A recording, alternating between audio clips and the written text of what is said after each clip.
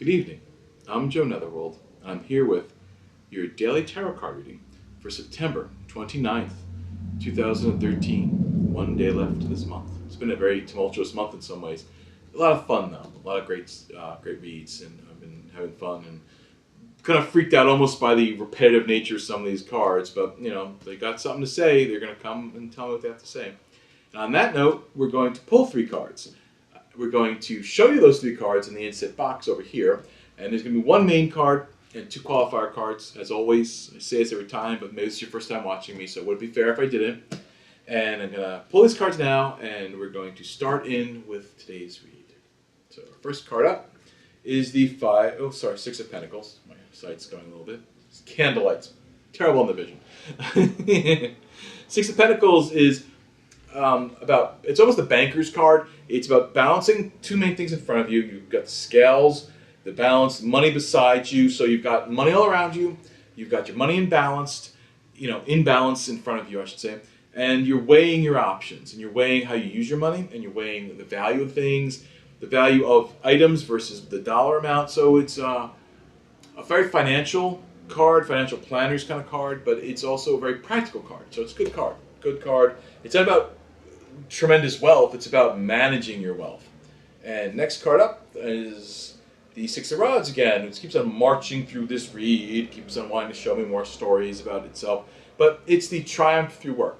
And if this month has been going the way you've planned it and the way it goes seasonally with being a harvest month, that there should be a progression. There is more triumph through work as the month progresses.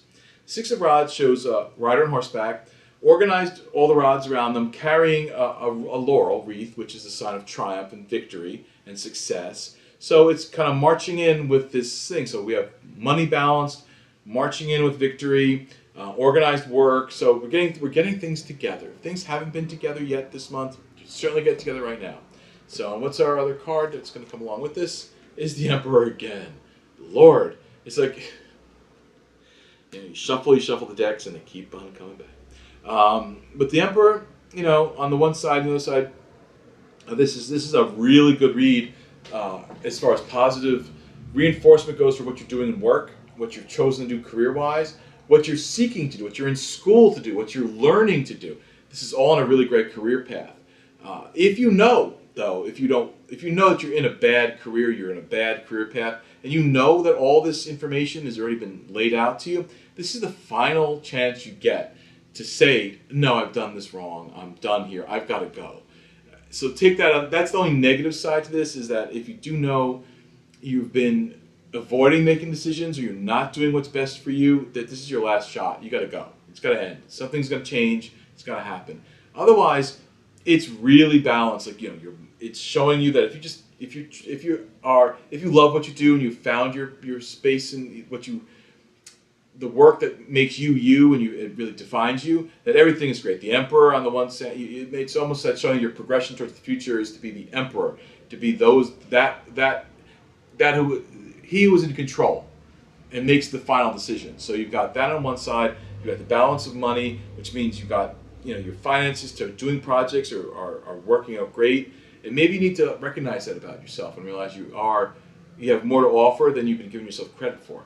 And when you do that, your victory is at hand. So today, and maybe we're summing up as we're getting towards the end of this month, we're really summing up that this has been a great month for business and a great month to prove yourself, and also that you're closing out your year. And like this year, you maybe start out scattered, not knowing what you're going to do, but that you've moved forward and you really got to the point now where you are able to make really good decisions, be approved by higher power forces, that you're not wasting money, that you're being streamlined and careful. So, it's almost like this month has not been so much about romance. There's been a few real romance reads in here, but I think that this month is saying, hey, it's the harvest. Winter's coming. That's when you reconnect with people anyway.